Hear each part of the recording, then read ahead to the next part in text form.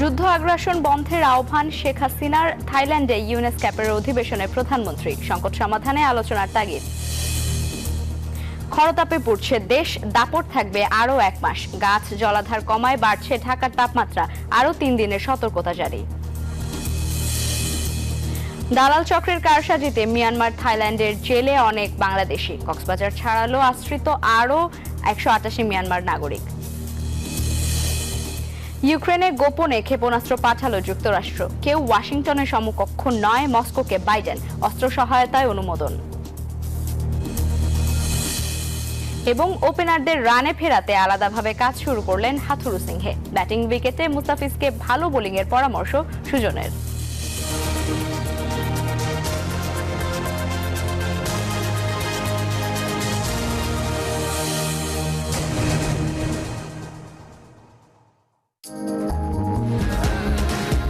Rainbow Paints, ছড়াও জীবনের রং। দর্শক, স্বাগত জানাচ্ছি নিউজ 24 সকাল 11টার সংবাদে। সঙ্গে আছি আমি লাইবা জানাত। দেখছিলেন সংবাদ শিরোনাম। শব্দের আরেক নাম, একদম ইউনিক স্ট্রাকচারাল ডিজাইনের কসমিক ডো। এর ওয়াল থিকনেস ও রিপ থিকনেস বেশি থাকা থেকে 50 বছরেরও বেশি। কসমিক ডো, নিশ্চিন্তে 50 বছর। এবারে জানাবো পুরো খবর। চলমান রাশিয়া ইউক্রেন ইসরায়েল ইরান প্যালেস্টাইনের যুদ্ধ বন্ধ করতে বিশ্ব নেতাদের প্রতি আহ্বান জানিয়ে প্রধানমন্ত্রী শেখ হাসিনা বলেছেন, যুদ্ধ কখনো কোনো সমাধান দিতে পারে না, এটি অবশ্যই বন্ধ হওয়া উচিত। নারী, শিশু, সব বয়সী মানুষ এর শিকার হয়ে জীবন পর্যন্ত দিচ্ছে। বৃহস্পতিবার সকালে থাইল্যান্ডের ব্যাংককে এশিয়া ও প্রশান্ত মহাসাগরীয় বিষয়ক জাতিসংঘের সামাজিক ও অর্থনৈতিক কমিশনের সম্মেলনে এই আহ্বান জানান তিনি। বলেন, যুদ্ধের ভয়াবহতা আমি জানি, বাংলাদেশ কোনো যুদ্ধ চায় না। আলোচনার মাধ্যমে যে কোনো সমস্যার সমাধান করা সম্ভব। যারা এখনো বিভিন্নভাবে কষ্ট পাচ্ছেন যুদ্ধের কারণে, তাদের দিকে দেখে বিশ্ব নেতাদের যুদ্ধ বন্ধের উদ্যোগ নেওয়া উচিত। এছাড়া রোহিঙ্গা সংকট মোকাবিলা এবং মিয়ানমারে অভ্যন্তরীণ সংঘাত নিয়ন্ত্রণে আসিয়ানকে ভূমিকা রাখার আহ্বান শেখ হাসিনার। বলেন, বাংলাদেশে গণতন্ত্র ও ন্যায় বিচার প্রতিষ্ঠা করেছে আওয়ামী লীগ সরকার। Side by side, I also want to mention the war is going on. Genocide is going on in Palestine. It must be stopped. War cannot give any solution, only loss of life. Children, women are the worst sufferer. Younger generation, they lost their life. Then why war? Wherever I go, I raise my voice because I face both experience, the wartime and as a refugee. So, please, I call upon the world leaders to stop the war. এই যে আমার bank RFL gas stove, এর scientific nozzle আর brush burner তাপকে সমানভাবে ছড়িয়ে খরচ বাঁচায় 25%। RFL gas stove নিরাপদ ও gas সাশ্রয়ী। 304 ফুড গ্রেড স্টেইনলেস স্টিলে তৈরি, যা নিশ্চিত করে জংবিহীন সিঙ্কের আজীবন নিশ্চয়তা। আরএফএল কিচেন সিঙ্ক, স্বাস্থ্যকর কিচেনের চিরস্থায়ী সমাধান। খরতাপে পুড়ছে দেশ, কবে কমবে গরম? এমন প্রশ্নের উত্তরে আবহাওয়াবিদ ও বিশেষজ্ঞরা বলছেন, এ থেকে মুক্তি পেতে অপেক্ষা করতে হবে আরও 1 মাস। অন্যদিকে সবুজের হাহাকারে ঢাকায় বেড়ে চলেছে তাপমাত্রা, আর গরম অনুভূত হচ্ছে কয়েক ডিগ্রি বেশি। হাসান ওয়ালির প্রতিবেদন।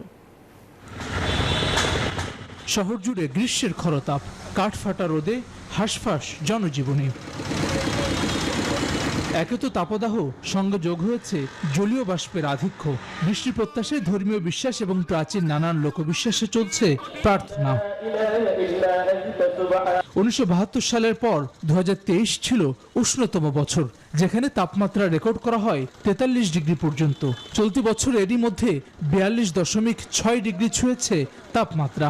এপ্রিলে 4 বার জারি করা হয়েছে তীব্র তাপপ্রবাহের সতর্কবার্তা। পঞ্চম ধাপের সতর্কতাও এখন সময়ের ব্যাপার মাত্র।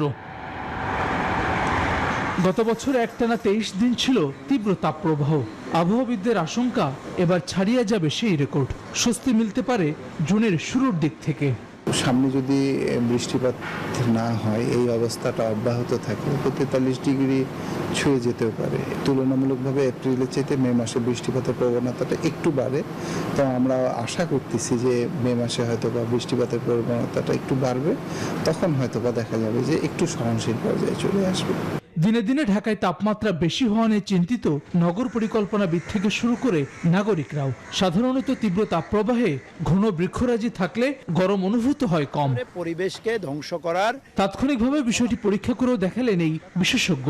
তিনি বলছেন, দিনের দিনে ঢাকায় কমেছে সবুজের আওতা। কুলিং যে এলিমেন্টসগুলো আছে এগুলোকে দিনে দিনে ইনঅ্যাক্টিভ করে দিচ্ছি। আবার তাপমাত্রা যেসব কারণে বৃদ্ধি পায়, ওয়ার্মিং ফ্যাক্টরগুলোকে আমরা কয়েক গুণ মাল্টিপ্লাই করে ট্রিগারিং আপ করে দিচ্ছি। বলা যায় যে এরকম যে গাছপালা যেখানে বেশি থাকবে সেখানে তাপমাত্রা কমে, এটা আমরা সাধারণভাবেই জানি। আবার জলাধার বেশি থাকলে সেখানেও এক ধরনের ঠান্ডা অবস্থা সৃষ্টি হয়। একটি শহরে 20 ভাগ স্থান জুড়ে সবুজ থাকার কথা থাকলেও ঢাকায় এখন তার পরিমাণ নেমে এসেছে অর্ধেকে। হাসান ওয়ালি, নিউজ 24, ঢাকা। এদিকে শিগগিরই এই তীব্র গরম থেকে মুক্তি মিলছে না বলে জানিয়েছে আবহাওয়া অফিস। আরও 3 দিনের সতর্কতা জারি করা হয়েছে। এ বিষয়ে আরও খবর জানাতে আমাদের সহকর্মীরা যোগ দিচ্ছেন। শুরুতে যাচ্ছি বগুড়ায়, সেখানে আছেন আমাদের সহকর্মী আব্দুল সালাম বাবু। বাবু, তাপপ্রবাহে জনজীবনে কেমন প্রভাব দেখছেন?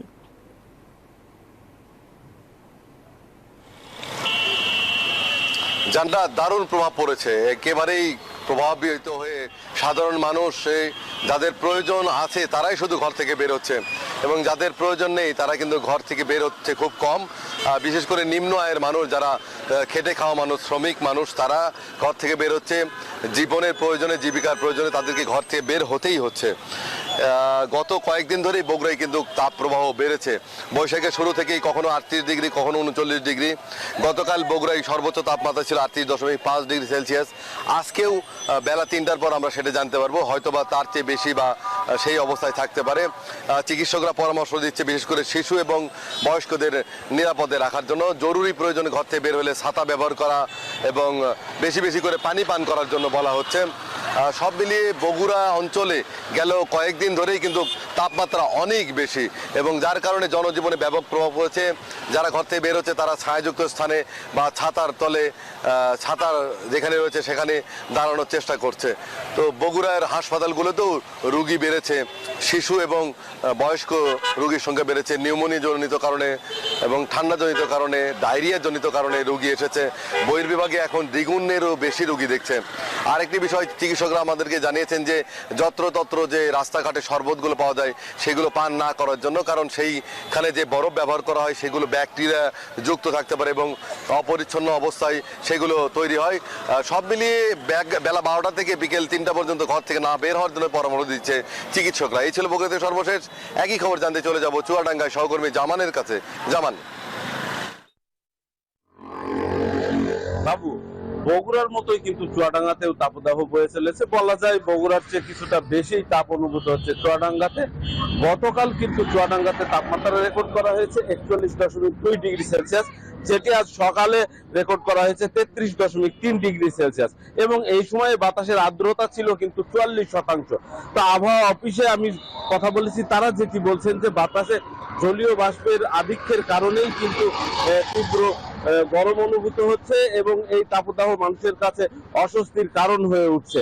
তো এই অবস্থায় চুয়াডাঙ্গার যারা খেটে খাওয়া মানুষ, শ্রমজীবী মানুষ, তারা রাস্তায় বের হচ্ছে কম। রাস্তায় বের হলেও তারা কিন্তু শরীরকে ঠান্ডা রাখার জন্য বিভিন্ন ধরনের শসা বা পানীয় জাতীয় খাবার গ্রহণ করছেন, যেটি অবশ্য স্বাস্থ্য বিভাগ থেকে নিরুৎসাহিত করা হচ্ছে। এদিকে চুয়াডাঙ্গার হাসপাতালগুলোতেও কিন্তু এই গরমের কারণে ডায়রিয়া এবং নিউমোনিয়া জাতীয় রোগীর সংখ্যা বৃদ্ধি হয়েছে। চিকিৎসকদের এই ধরনের রোগীদের সেবা দিতে গিয়ে হিমশিম খেতে হচ্ছেন। তারা যেটি বলছেন যে এই তাপের মধ্যে অপ্রয়োজনে ঘরের বাইরে না বের হওয়ার জন্য। তো এই ছিল চুয়াডাঙ্গা থেকে। আমার কাছে ফিরছি স্টুডিওতে, লাইবার কাছে। ধন্যবাদ জামান আপনাকে। দালালদের খপ্পরে পড়ে বাংলাদেশ থেকে সমুদ্র পথে মালয়েশিয়া, থাইল্যান্ড সহ বিভিন্ন দেশে যাওয়ার পথে মৃত্যুমুখে পতিত হন অনেকে। আবার অনেকে বিভিন্ন দেশের আইন শৃঙ্খলা বাহিনীর হাতে ধরা পড়েন। বুধবার মিয়ানমারের কারাগার থেকে বাংলাদেশে ফেরত আসা 173 বাংলাদেশের মধ্যে অনেকেই আছেন এমন ভুক্তভোগী, জানিয়েছেন অবর্ণনীয় কষ্টের কথা। বিশ্লেষকরা বলছেন, দালালদের আইনের আওতায় আনা এবং অবৈধভাবে অবৈধ পথে বিদেশ যাত্রা ঠেকাতে আইন শৃঙ্খলা বাহিনীর তৎপরতা বাড়াতে হবে। সিয়াম সোহেলকে সঙ্গে নিয়ে আরও জানাচ্ছেন শেখ জায়েদ।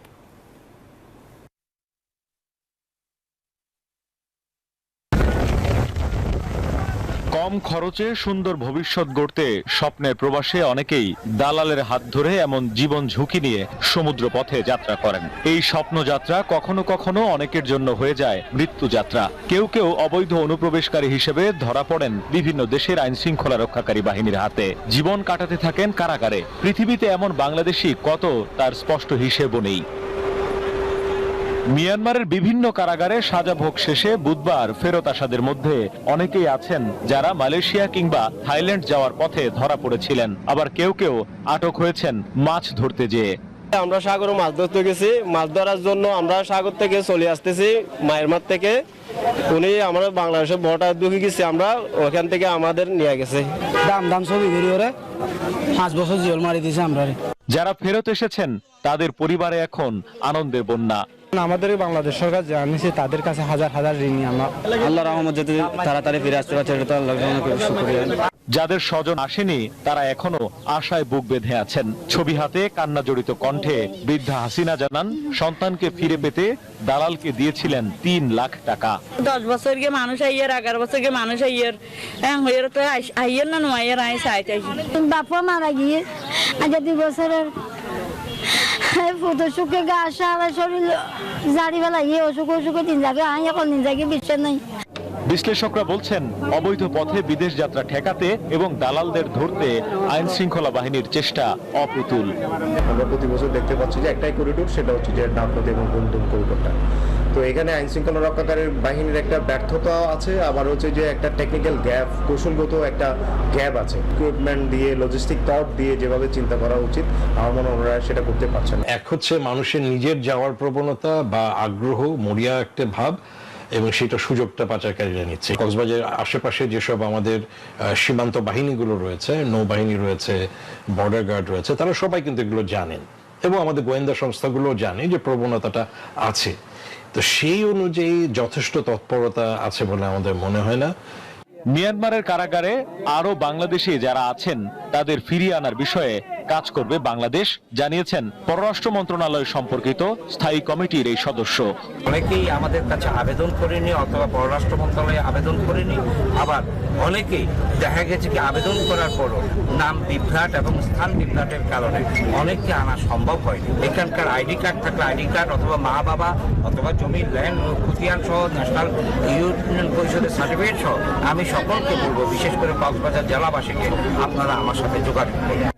মিয়ানমার থেকে ফেরত আসা 173 জনের মধ্যে কক্সবাজার জেলার 129 জন, বান্দরবানের 30 জন, রাঙামাটির 7 জন, খাগড়াছড়ি, নোয়াখালী, নারায়ণগঞ্জ, চট্টগ্রাম, রাজবাড়ী, নরসিংদী, নীলফামারী জেলার 1 জন করে বাসিন্দা আছেন। এর মধ্যে 3 জন নারীও আছেন। শেখ জায়েদ, নিউজ 24। আশ্রিত মিয়ানমারের বর্ডার গার্ড পুলিশের সদস্য সহ 288 জনকে ফেরত পাঠিয়েছে বাংলাদেশ। সকাল 7টায় বিজিবি ও কোস্টগার্ডের তত্ত্বাবধানে কঠোর নিরাপত্তা ব্যবস্থার মধ্য দিয়ে তাদের বহনকারী একটি টাগবোট কক্সবাজারের নুনিয়ারছড়া বিআইডব্লিউটিএ জেটি ঘাট ছেড়ে যায়। তাদেরকে উঠিয়ে দেয়া হয় মিয়ানমার নৌবাহিনীর জাহাজ চিন ডুইনে।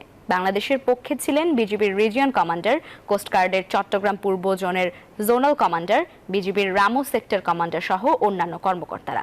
এর মধ্যে গত 15 ফেব্রুয়ারি নৌপথে ফের পাঠানো হয় 330 জনকে। সকাল 11টার সংবাদে নিচ্ছে একটি বিরতির সাথে থাকুন।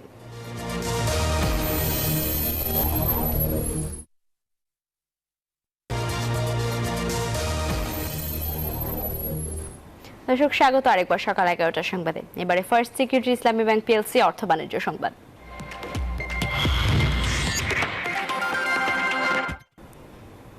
কানাডায় বিদ্যুৎ চালিত গাড়ি উৎপাদন বাড়াতে নতুন কারখানা স্থাপন করতে যাচ্ছে জাপানের অটোমোবাইল কোম্পানি হোন্ডা। এই কারখানা নির্মাণে উত্তর আমেরিকার দেশটির সরকারের সঙ্গে চূড়ান্ত পর্যায়ের আলোচনা চলছে। নিক্কেই এশিয়ার প্রতিবেদনে বলা হয়, চুক্তির অধীনে জাপানি গাড়ি নির্মাতা কোম্পানি অটোয়া থেকে ভর্তুকি সহ অন্যান্য আর্থিক সহায়তা পাবে বলেও তথ্য পাওয়া গেছে। এ প্রকল্প বাস্তবায়নে $1646 কোটি ব্যয় হবে, যা কোম্পানিটির অন্যতম বড় বিনিয়োগ। কাল তো নুডলসই খান নাই। নুডলস খান নাই তো নুডলসই খান নাই। এবারে জানাবো আন্তর্জাতিক সংবাদ। সাম্প্রতিক সপ্তাহগুলোতে রাশিয়ার বিরুদ্ধে যুদ্ধে ব্যবহারের জন্য ইউক্রেনে গোপনে ক্ষেপণাস্ত্র চালান পাঠিয়েছে যুক্তরাষ্ট্র। এক মার্কিন কর্মকর্তার বরাতে এ তথ্য জানিয়েছে বিবিসি। এদিকে ওয়াশিংটনের সমকক্ষ কেউই নয় বলে বুধবার মস্কোকে ইঙ্গিত করে মন্তব্য করেছেন মার্কিন প্রেসিডেন্ট জো বাইডেন। ইউক্রেন ইসরায়েলের সামরিক সহায়তা প্যাকেজে স্বাক্ষর করেছেন তিনি।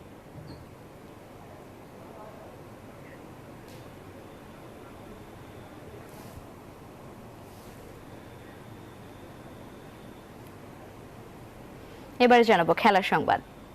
টাইগার ওপেনারদের ফর্মে ফেরাতে মিরপুরে আলাদাভাবে কাজ করেছেন হেড কোচ চন্দ্রিকা হাথুরু সিংহে। এদিকে ব্যাটিং উইকেটে মুস্তাফিজকে ভালো বোলিং করার পরামর্শ দিয়েছেন খালেদ মাহমুদ সুজন।